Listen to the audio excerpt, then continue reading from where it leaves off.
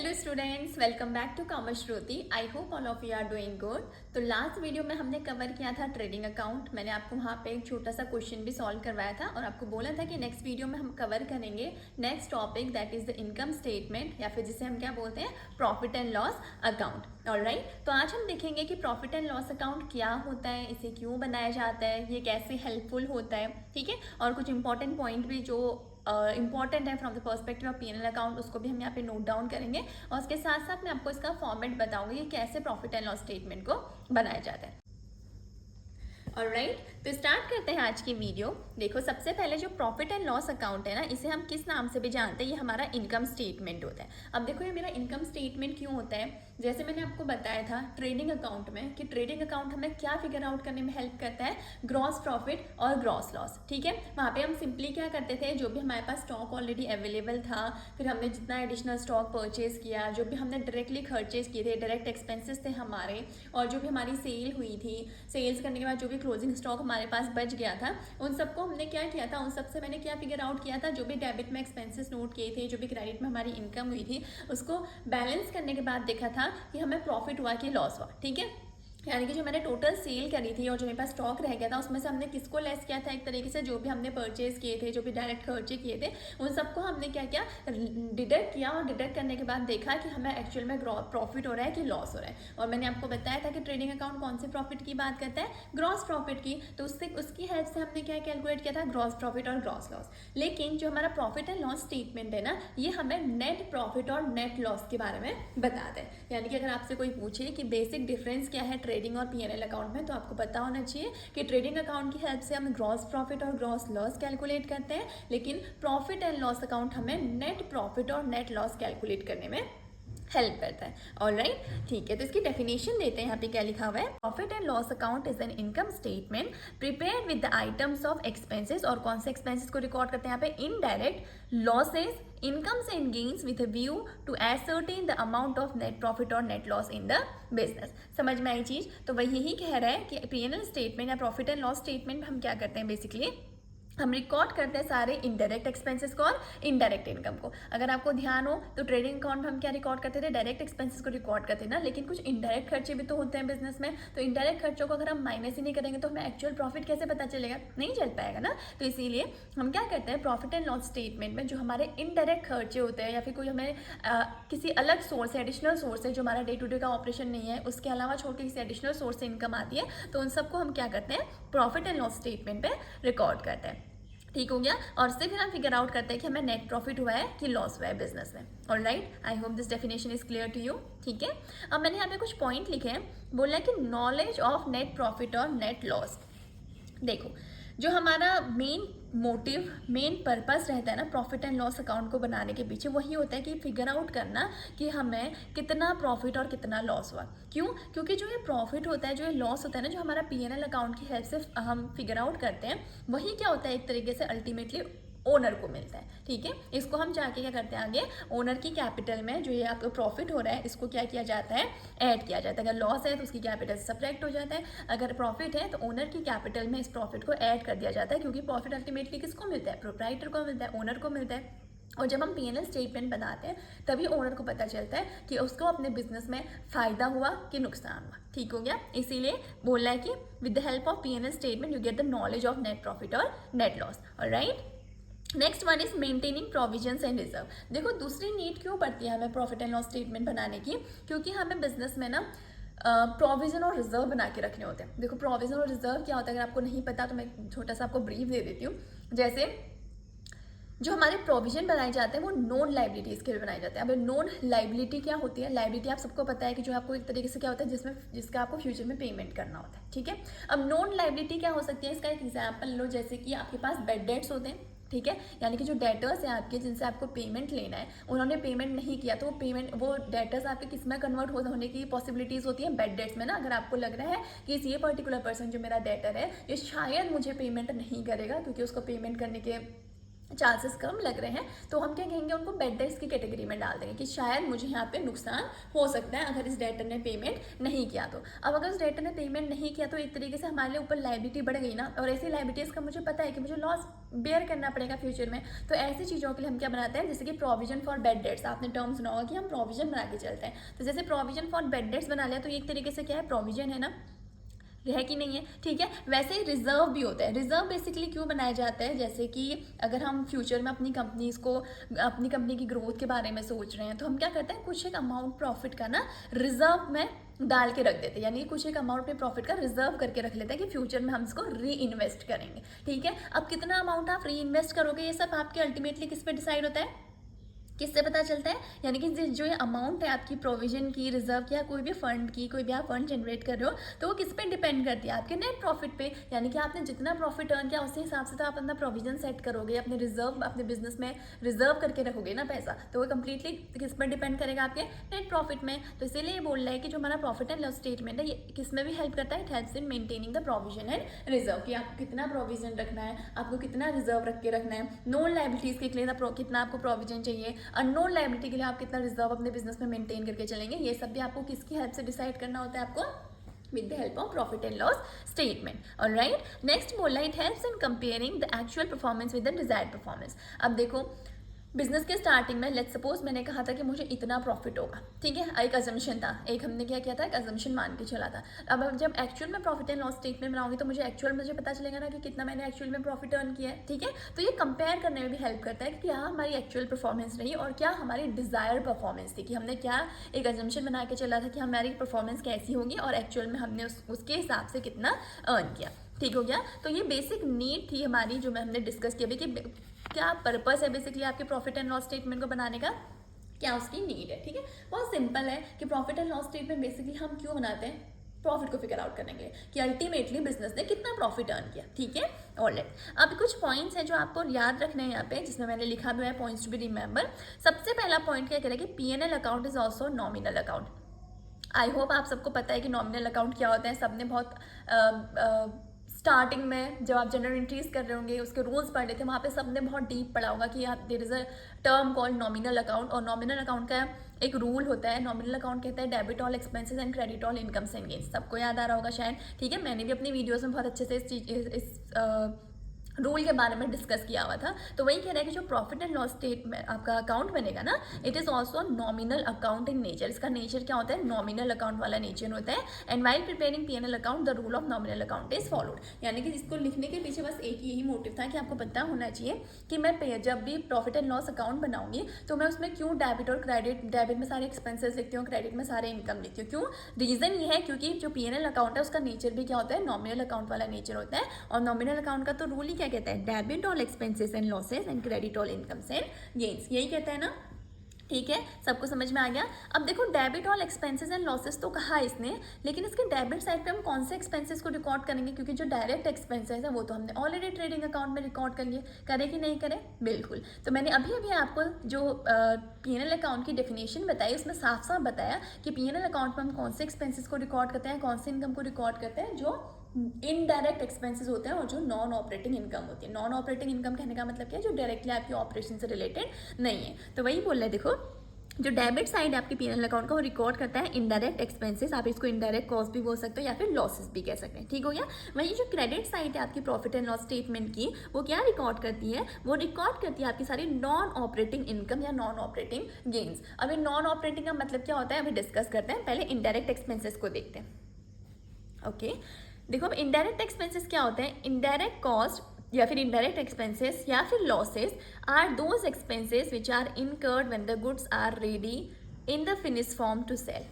चलो इसे एग्जाम्पल से समझते हैं। अगर मैं किसी भी चीज़ का प्रोडक्शन कर रही हूँ, लेट्स सपोज मैं एक पेन का प्रोडक्शन कर रही हूँ, तो मेरे क्या होगा, मेरे बिजनेस में उसके लिए मशीनरीज इंस्टॉल्ड होंगी, राइट। अब मैं जैसे ही प्रोडक्शन स्टार्ट करूँगी तो मुझे रॉ मटेरियल की नीड होगी, ठीक है। रॉ मटेरियल को फिर मैं क्या करूँगी, कन्वर्ट करूँगी किसमें, अपने फिनिश गुड्स में। फिनिश गुड्स में कन्वर्ट करने का मतलब क्या है कि रॉ मटेरियल को प्रोसीजर करके हम क्या करेंगे, एक फिनिश गुड बनाएंगे। पहले मेरे पास कच्चा माल होगा, ठीक है, देन मशीनरी में डाला, मशीनरी में डालने के बाद मैंने क्या किया, प्रॉपर यहाँ पे पेन रेडी किया। अब जब पेन रेडी हो गया, रेडी होने का मतलब क्या कि अब इसको क्या कर सकते हैं, मार्केट में जाके सेल कर सकते हैं ना। तो जब तक इस पोजीशन में अपना आपका प्रोडक्ट आता है ना कि आप उसको मार्केट में जाके सेल आउट कर सकते हो, उस पोजीशन के बाद के जो भी खर्चे होते हैं उसको हम क्या बोलते हैं, इनडायरेक्ट एक्सपेंसेस। यानी कि इसकी प्रोडक्शन में जो भी खर्चा लगा होगा, रॉ मटेरियल का, मशीनरी से रिलेटेड, या फिर इसमें जो भी खर्चा आया होगा, जब तक ये रेडी टू सेल नहीं हुआ तब तक के खर्चे क्या कहलाते हैं, डायरेक्ट खर्चे, which is directly related to production. इसीलिए बोला जाता है कि डायरेक्ट एक्सपेंसेस वो एक्सपेंसेस होते हैं जो डायरेक्टली प्रोडक्शन से रिलेटेड होते हैं, ठीक है। लेकिन जब एक बार प्रोडक्ट इस स्टेज में पहुंच जाता है कि अब वो रेडी टू सेल है, तो उसके बाद उसकी सेलिंग से रिलेटेड जो भी खर्चा हो रहा होता है उसको हम क्या बोलते हैं, इनडायरेक्ट एक्सपेंसेस। जैसे एग्जाम्पल के बताती हूँ, मैंने किसी सेल्समैन को अपॉइंट किया कि मेरे पास इतना इतना सामान है, इतने इतने चीज़ मतलब यूनिट्स बन के रेडी हैं, आप किसी कस्टमर को ले आई, ठीक है। तो मैं अगर उस सेल्समैन को उसके लिए कोई कमीशन दे रही हूँ ना, तो वो मेरा क्या कहलाएगा, इनडायरेक्ट एक्सपेंसेस। क्यों? क्योंकि मेरा प्रोडक्ट रेडी टू सेल है, उसमें प्रोडक्शन का काम नहीं हो रहा। अब उसकी सेलिंग से रिलेटेड जो भी खर्चा आ रहा है वो खर्चा क्या कहलाता है, आपका indirect expenses. I hope this thing is clear to you. तो वही बोल रहा है कि indirect expenses are those expenses which are incurred when the goods are ready to sell. जो खर्चे किए जाते हैं कब, जब good is ready to sell, जब आपने जिस चीज़ का भी प्रोडक्शन किया है वो गुड, वो commodity is ready to sell, आप उसको मार्केट में सेल करने की पोजीशन में है, तो उस समय पे आप जो भी खर्चे कर रहे हैं वो क्या कहलाते हैं, आपके इनडायरेक्ट एक्सपेंसेस। Alright, okay. अब नॉन ऑपरेटिंग इनकम या नॉन ऑपरेटिंग गेन क्या होते हैं, बोले कि नॉन ऑपरेटिंग इनकम और gain are the income which are not directly related to the operation of the business enterprise. ठीक हो गया, जो आपके डायरेक्टली बिजनेस से रिलेटेड आपके पास इनकम नहीं आ रही है। अब जैसे इसका एग्जाम्पल अगर मैं आपको दूँ, लेट्स सपोज आपने कहीं पे इन्वेस्टमेंट किया हुआ है, ठीक है। आपका बिजनेस था कि आप, लेट्स सपोज कहते हैं हम, आप बनाते थे, आप मैन्युफैक्चरिंग करते थे क्लोथ की, ठीक है। आपके पास एक टेक्सटाइल इंडस्ट्री में आपकी टेक्सटाइल इंडस्ट्री है, आप वहाँ पे टेक्सटाइल वगैरह मतलब टेक्सटाइल में क्लोथ मैन्युफैक्चरिंग का काम करते हैं, आपके वहाँ पे कपड़े वगैरह बनाए जाते हैं, ठीक है। अब क्या किया, आपके बिजनेस ने किसी दूसरे बिजनेस के कोई शेयर्स पर इन्वेस्टमेंट किया हुआ है या किसी दूसरी फर्म को कोई लोन दिया हुआ है, वट एवर इट इज़, मतलब आपने कहीं और जगह पे इन्वेस्टमेंट किया और वहाँ पे इन्वेस्टमेंट करने की वजह से आपके पास क्या रहा है, इंटरेस्ट आ रहा है, तो आपको इनकम तो हो रही है ना। लेकिन क्या आपके डे टू डे ऑपरेशन जो आप करते हैं, जो आपका मेन बिजनेस है, क्या आपने उससे वो इनकम अर्न करी है? नहीं, वो इनकम एक ऐसी इनकम है जो इनडायरेक्ट इनकम है, यानी कि आपने डे टू डे ऑपरेशन से रिलेटेड नहीं है, नॉन ऑपरेटिंग इनकम है। तो ऐसे इनकम को भी तो बिजनेस में तो शो करना पड़ेगा ना, क्योंकि मुझे अल्टीमेटली फायदा तो हुआ है और मैं क्या कैलकुलेट करने वाली हूँ कि मुझे एक्चुअल में अपने बिजनेस में कितना फायदा हुआ है। तो ऐसी वाली इनकम्स को हम कहाँ शो करते हैं, प्रॉफिट एंड लॉस अकाउंट के क्रेडिट साइड पे, ठीक हो गया। हम ट्रेडिंग अकाउंट में इनको शो नहीं करते। ट्रेडिंग अकाउंट में सिर्फ कौन से खर्चे आते हैं जो डायरेक्टली प्रोडक्शन से रिलेटेड होते हैं, लेकिन जो उसके अलावा हम कोई खर्चे करते हैं, उसके अलावा बिजनेस में कोई इनडायरेक्ट इनकम हो जाती है, तो उसको हम कहाँ रिकॉर्ड करते हैं, आपके प्रॉफिट एंड लॉस अकाउंट में। क्लियर हो गई सबको ये बात? I hope this thing is clear to you. लेकिन अगर चीज़ें समझ में आ रही हैं तो वेरी गुड, अगर नहीं समझ में आ रहा, कोई दिक्कत होएगी तो please do mention in the comment section, ताकि मैं आपको और अच्छे से एलैबोरेट कर सकूँ। ऑलराइट, तो बढ़ते हैं आगे। अब हम देखेंगे pro forma of profit and loss account. देखो ये भी बिल्कुल वैसे बनाया जाता है जैसे ट्रेडिंग अकाउंट बनेगा, सिंपल सी बात है, टी फॉर्मेट में। और मैंने अभी भी आपको बताया कि नॉमिनल अकाउंट के रूल्स फॉलो करते हैं, तो हम सिंपली क्या करते हैं, डेबिट करते हैं सारे एक्सपेंसेस को और क्रेडिट करते हैं सारी इनकम्स को। ऑलराइट, अब देखो प्रोफॉर्मा में सबसे पहले आपको इसको स्टार्ट ऐसे ही करना होता है। कैसे? Profit and loss account for the year ending, जो भी आपको डेट गिवन होगी आप यहाँ पे डेट मेंशन कर देंगे एज पर क्वेश्चन, ठीक है। ये रही आपकी डेबिट साइड, ये रही क्रेडिट साइड। डेबिट साइड पे सारे एक्सपेंसेस और लॉसेस को शो करते हैं, क्रेडिट साइड पे रेवेन्यू और जो भी आपको गेन हो रहा होता है उसको हम यहाँ पे क्या करते हैं, रिकॉर्ड करते हैं, ठीक हो गया। अब देखो जो प्रॉफिट एंड लॉस स्टेटमेंट बनता है, सॉरी नॉट स्टेटमेंट, अकाउंट, जो प्रॉफिट एंड लॉस अकाउंट आपका बनता है ना, उसमें सबसे पहले हमें क्या काम करना होता है, जो आपने ट्रेडिंग अकाउंट बनाया था ना, तो मैंने बताया था कि ट्रेडिंग अकाउंट क्या फिगर आउट करने में हेल्प करता है, ग्रॉस प्रॉफिट या ग्रॉस लॉस। अब जो ट्रेडिंग अकाउंट के डेबिट साइड पे जो ग्रॉस प्रॉफिट लिखा होगा, ठीक है, क्योंकि वहाँ पे क्या हुआ होगा, जो आपकी क्रेडिट साइड थी उसने एक्सीड किया होगा आपके डेबिट साइड को, तो आपका यहाँ पे प्रॉफिट आया होगा ना ट्रेडिंग अकाउंट में, ग्रॉस प्रॉफिट लिखा होगा आपने, to gross profit transfer to profit and loss account, यही वहाँ पे हम लिखते हैं। तो उस ग्रॉस प्रॉफिट को जब मैं प्रॉफिट एंड लॉस अकाउंट में ट्रांसफर करूंगी ना, तो वो कहाँ ट्रांसफर होता है, क्रेडिट साइड पे। समझ में आ गई चीज? तो वैसे ही लिखा है मैंने, by gross profit transfer from trading account. वैसे ही अगर लॉस था ट्रेडिंग अकाउंट में, तो उस लॉस को हम कहाँ ट्रांसफर करेंगे, डेबिट साइड पे, और लिख देंगे to gross loss transfer from trading account if any. अगर है तो लिखेंगे, नहीं है तो स्किप करेंगे, या तो प्रॉफिट ही होगा या तो लॉस ही होगा, दोनों चीज नहीं होंगी। ठीक हो गया? ओके। अब हम डेबिट साइड पे क्या रिकॉर्ड करते हैं, सारे इनडायरेक्ट एक्सपेंसेस। अब देखो इनडायरेक्ट एक्सपेंसेस को भी यहाँ पे ना फर्दर क्लासीफाई किया गया। कैसे क्लासीफाई किया? देखो सबसे पहले ऑफिस एंड एडमिनिस्ट्रेटिव एक्सपेंसेस। मैंने आपको बताया था कि इनडायरेक्ट एक्सपेंसेस होते क्या है, वो खर्चे जो हम कब करते हैं, when the product is ready to sell. ठीक है, अब देखो मेरा प्रोडक्ट रेडी टू सेल है, उसके बाद कुछ खर्चे हो सकते हैं। कैसे? ऑफिस में खर्चे हो सकते हैं आपके। कैसे खर्चे हो सकते हैं? देखो लेट्स सपोज कोई कस्टमर आया, ठीक है, वो कस्टमर जब आएगा तो मुझसे गुड्स लेके जाएगा, तो मैं क्या करूँगी, उसको एक इन्वॉइस इशू करवाऊंगी। अब वो इन्वॉइस मैं फैक्ट्री से तो इशू नहीं करवाऊंगी ना, मैंने उसके लिए एक स्पेशल अपना ऑफिस वहाँ पे बनाया होगा जहाँ से मैं गुड्स का परचेजिंग एंड सेलिंग करती होंगी। और राइट, तो वहाँ पे वो खर्चा किस में कंसिडर किया जाएगा, आपके ऑफिस एंड एडमिनिस्ट्रेटिव एक्सपेंसेस में। ठीक है, अब लेकिन वो खर्चा किससे रिलेटेड है, गुड्स के मैन्युफैक्चरिंग के बाद का खर्चा है ना। यानी कि मैंने क्या किया, गुड्स को सेल करने के लिए अपने कस्टमर को एक इन्वॉइस दिए, मतलब मैंने गुड्स सेल किया, उसके बदले उसको बिल जनरेट करके दिया कि इतना इतना प्रोडक्ट आपने मेरे यहाँ से लिया है। तो ये वाला खर्चा कहाँ पे कंसिडर किया जाएगा, आपके इनडायरेक्ट एक्सपेंसेस में। क्यों? क्योंकि डायरेक्टली प्रोडक्शन से रिलेटेड तो नहीं है, लेकिन किससे रिलेटेड है, आपके ऑफिस वाले खर्चे से रिलेटेड है। तो इनको हम किस में कंसिडर करते हैं, इनडायरेक्ट एक्सपेंसेस में। और कहाँ शो करते हैं हम इसको, डेबिट साइड और P&L अकाउंट। ठीक है, अब जैसे आप अपने ऑफिस के वर्कर्स को सैलरी पे करोगे, कोई पोस्टेज होगा, कोई प्रिंटिंग का खर्चा आ रहा है, स्टेशनरी का खर्चा आ रहा है, ऑफिस का रेंट पे कर रहे हो, कोई लीगल फीस पे कर रहे हो, ऑडिट फीस पे कर रहे हो, इंश्योरेंस वगैरह आपने करवा रखा है अपनी मशीनरीज वगैरह का, उसका जो भी आप पेमेंट कर रहे हो, ये सब खर्चा आपके किस में कंसिडर किया जाता है, ऑफिस एंड एडमिनिस्ट्रेटिव में।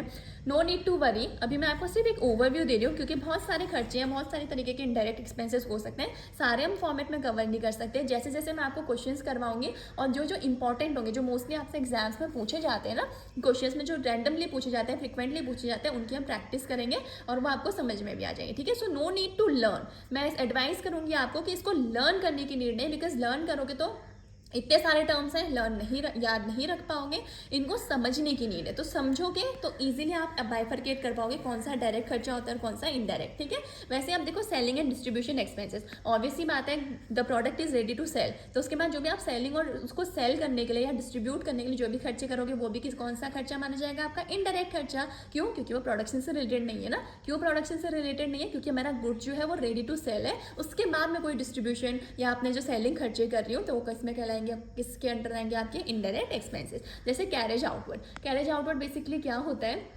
कि आपने अपने गुड्स को कस्टमर तक पहुंचाने के लिए अगर कोई एडिशनल पेमेंट किया है, ठीक है, जैसे हम कहते हैं कि गुड्स बिक चुका है, अब उसे कस्टमर के प्लेस तक पहुंचाना है, तो उसमें आपने जो भी गाड़ी वगैरह का कोई पेमेंट कर दिया या कोई भी पेमेंट कर दिया, तो उस पेमेंट को हम क्या कहते हैं, कैरेज आउटवर्ड है ना, कि आउटवर्ड कैरी करने के लिए हमने जो पेमेंट किया, वो भी किसके अंदर आता है, आपके सेलिंग एंड डिस्ट्रीब्यूशन, और किस में आता है, इनडायरेक्ट एक्सपेंस में। वैसे कोई एडवर्टीजमेंट से रिलेटेड खर्चा है, सेल्समैन को कोई कमीशन दिया, बेड डेट्स हैं, कोई आपके डेप्रिसिएशन चार्ज किया, या repair of vehicle use for home delivery, यानी कि जो होम डिलीवरी के आप व्हीकल यूज़ कर रहे हो उसमें कोई रिपेयर करवाया आपने, तो बस ये सारे खर्चे किसके अंदर आएंगे, आपके सेलिंग एंड डिस्ट्रीब्यूशन के अंदर आएंगे, और ये भी क्या आपका इनडायरेक्ट खर्चा। ठीक हो गया।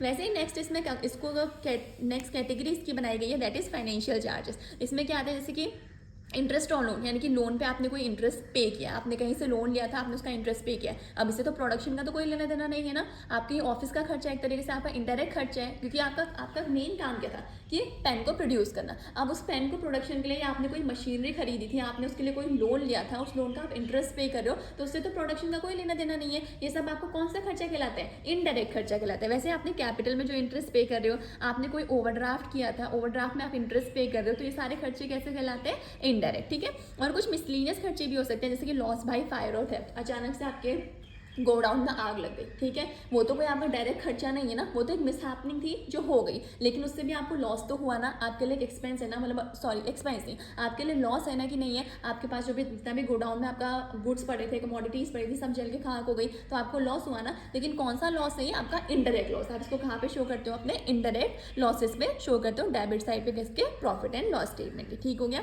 अब देखो क्रेडिट साइड पे क्या शो करोगे, क्रेडिट साइड पे हम सबसे पहले वही मैंने आपको बताया कि ग्रॉस प्रॉफिट, जो कि अगर ट्रेडिंग अकाउंट से ट्रांसफर होएगा, ठीक है, और बाकी इनकम्स, इनडायरेक्ट इनकम। देखो मैंने 2-3 इनकम आपको एग्जाम्पल के लिए यहाँ पे लिख के दिखाई, जैसे कि बाय इंटरेस्ट रिसीव, आपको कोई इंटरेस्ट रिसीव हुआ, जैसे कि मैंने एग्जाम्पल दिया था आपको कि आपने कहीं के इन्वेस्टमेंट करी है, वहाँ से आपके पास इंटरेस्ट आ रहा है, तो वो क्या कहलाएगा, आपका एक तरीके से गेन कहलाएगा, इनकम कहलाएगा ना। तो वो कहाँ शो करेंगे हम, इनडायरेक्ट इनकम है, ऑपरेशन से रिलेटेड नहीं है, डे टू डे ऑपरेशन से, तो इसलिए हम इसको कहाँ शो करते हैं, credit side of P&L account. वैसे बाय कमीशन रिसीव, आपको कोई कमीशन मिला कहीं से, या profit on sale of asset. अब अपने फिक्स असेट्स को डेली सेल आउट करना आपका बिजनेस का काम नहीं था, मतलब आप डेली बेसिस पर अपने फिक्स असेट्स को सेल आउट तो नहीं करते हो ना, लेकिन अगर आपने अपने फिक्स एसेट्स को सेल आउट किया है और उसको सेल करने पे आपको कोई प्रॉफिट जनरेट हो रहा है तो उस प्रॉफिट को भी हम कहाँ लिखेंगे, उस प्रॉफिट को हम लिखेंगे प्रॉफिट P&L अकाउंट के क्रेडिट साइड पे। जनरली जो सेल्स होती है ना उसको हम कहाँ रिकॉर्ड करते हैं, ट्रेडिंग अकाउंट के क्रेडिट साइड पे हम रिकॉर्ड करते हैं किसको, जो नॉर्मल सेल्स होती है। लेकिन कोई ऐसी सेल करी हमने जो हमारे डे टू डे ऑपरेशन से रिलेटेड नहीं है और उसको सेल करने पर हमें प्रॉफिट हो रहा है तो उसको हम कहाँ शो करेंगे,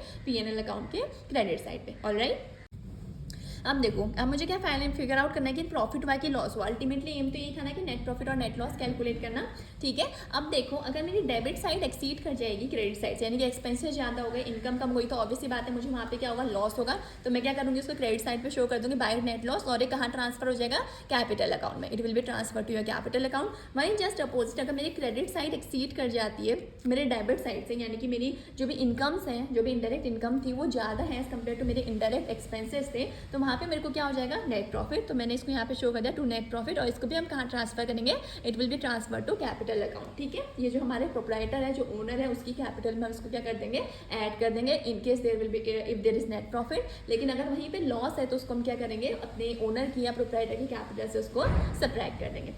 alright, I hope this thing is clear to you. Profit and loss statement का परफॉर्मा जो है ना, अगर आप इसमें इतने सारे इंडायरेक्ट एक्सपेंस और इतनी सारी इंडायरेक्ट इनकम है कि आप इनको याद करोगे तो आपको there is a huge list, आपको याद करना थोड़ा टफ पड़ जाएगा। तो I will suggest you, I will recommend you कि हम क्वेश्चंस करेंगे, और मैं क्वेश्चंस के साथ साथ आपको एक्सप्लेन करती रहूँगी कि कैसे आपको इनको बाइफरकेट करना है, कैसे आपको समझना है कि इनडायरेक्ट एक्सपेंसेस कहलाएंगे, कि ये डायरेक्ट एक्सपेंसेस कहलाएंगे, ये इनडायरेक्ट इनकम है आपकी, ये डायरेक्ट इनकम है, ठीक है। बहुत ईजी है, टेंशन लेने की ज़रूरत नहीं है। आज की वीडियो में मैंने कवर करने की कोशिश करी मोस्ट ऑफ द इंपॉर्टेंट चीज़ें जो आपको P&L profit and loss statement के बारे में पता होनी चाहिए, प्रॉफिट एंड लॉस अकाउंट के बारे में पता होनी चाहिए। कुछ चीज़ें और हैं जो इसमें कवर करने की नीड है अभी, जो मैं आपको इस वीडियो में आप कवर नहीं करूँगी क्योंकि ये वीडियो बहुत लेंथी हो जाएगी। मैं नेक्स्ट वीडियो में वो टर्म्स आपके कवर करूँगी, देन इसके बाद हम अपने प्रैक्टिकल्स और अपने न्यूमेरिकल्स को स्टार्ट करेंगे। ओके, जैसे कि मैं आपको इसमें बताऊंगी नेक्स्ट वीडियो में कि जैसे आपका एक टर्म यहाँ पे आता है मोस्ट ऑफ द टाइम कि अगर सैलरी, ऑफिस के टर्म्स में मैंने आपको बताया कि यहाँ पे सैलरी है, ठीक है। अगर सिर्फ सैलरी दे तो आपको पता है कि सैलरी कहाँ रिकॉर्ड करनी है, ऑफिस का खर्चा, इनडायरेक्ट एक्सपेंस है।